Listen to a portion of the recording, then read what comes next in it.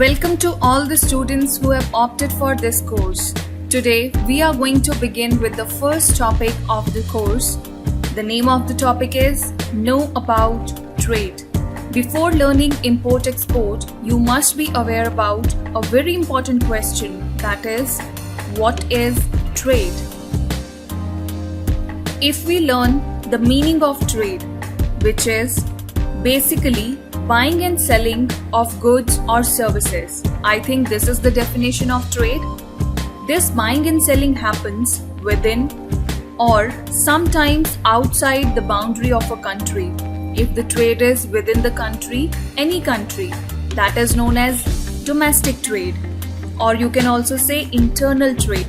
But students, if the trade is outside the boundary of a country, that is, people of one country are trading with the people of other country.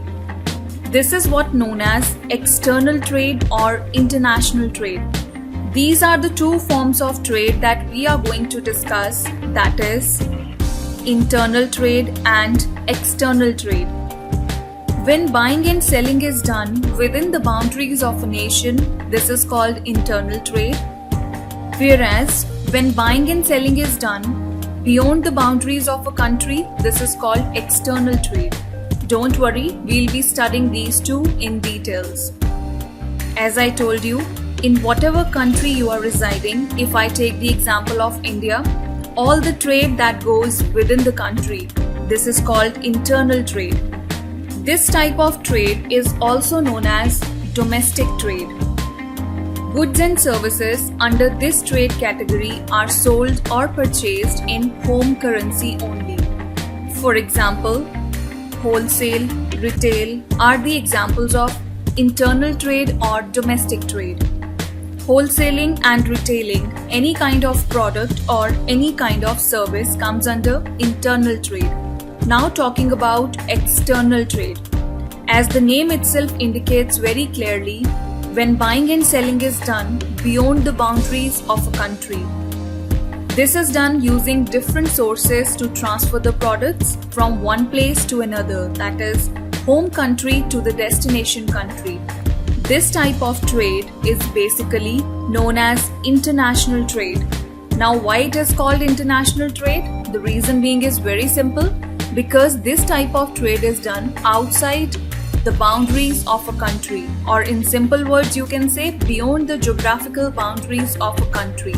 The market in this type of trade is really wide and there is a huge scope to balance demand and supply. So such a trade is known as international trade. And students, the course in which you have opted, that is import and export, these are the examples or kinds of external trade. Now the most important question arises, why trade is important? Trade is really important for many developing countries because it helps in progression of the country. Apart from that, helps in nation's currency flow. Successful trade always helps in a nice currency flow. Whenever a product is sold in domestic market, the market is limited within the geographical boundaries of that country only. But when trade is done using international market, then the scope as well as the size of market is also widened. A large share of GDP is based on trade. This is really very important factor. And most importantly, the correct use of abundant raw material is done when involved in trade. Many countries have surplus raw material. So when they are trading with other countries, then they can better use their raw material which is in surplus in the home country. For example, if I talk about fish, this is in abundant in Iceland, diamonds in Congo, butter in New Zealand. This is as per the article of Economics Health.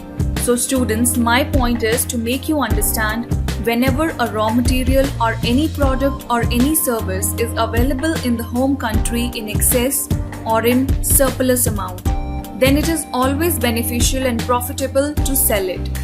Similar situation is also in Latin American countries. Chile is the leading supplier of copper. Also, it is the 5th supplier of silver in the world. Therefore, trade plays a very important role for such situations, I mean the countries having surplus amount of products or services, they can supply them by selling them to different people across the globe. This was all about today's topic. In the next video, we will discuss external trade and its types. So see you in the next class.